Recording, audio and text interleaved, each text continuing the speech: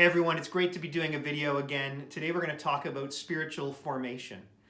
I heard a great quote, and that is that, going to church doesn't make you any more a Christian than walking into your garage makes you a car.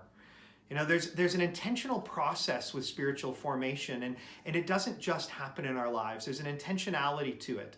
Going to church is part of that. Being part of a community is part of that process, but there's so much more to it. With spiritual formation, for us to live like Jesus did, we need to take seriously the words of Jesus.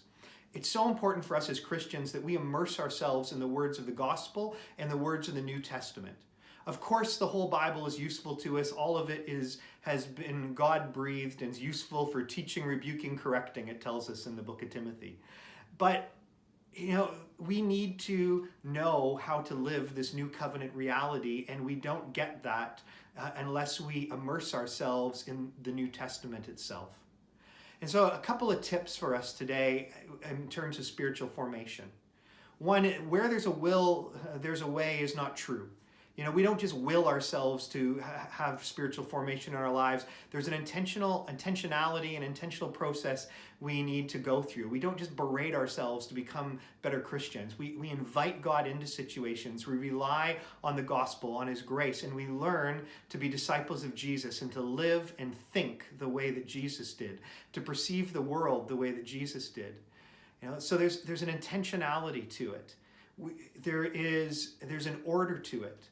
And so I just want you to really reflect on, what steps are you taking, in your life to form your spirit, to allow yourself to be shaped by Christ, for your mind to be renewed.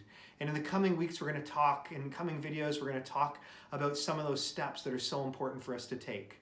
But let the first one be that you really make an intentional effort of setting time aside to be studying the Gospels, to be studying the New Testament, so that you're immersing yourselves in the words of Christ and in the very teachings that talk to us about how we're to live this new covenant reality. Okay, have a great day. See you tomorrow.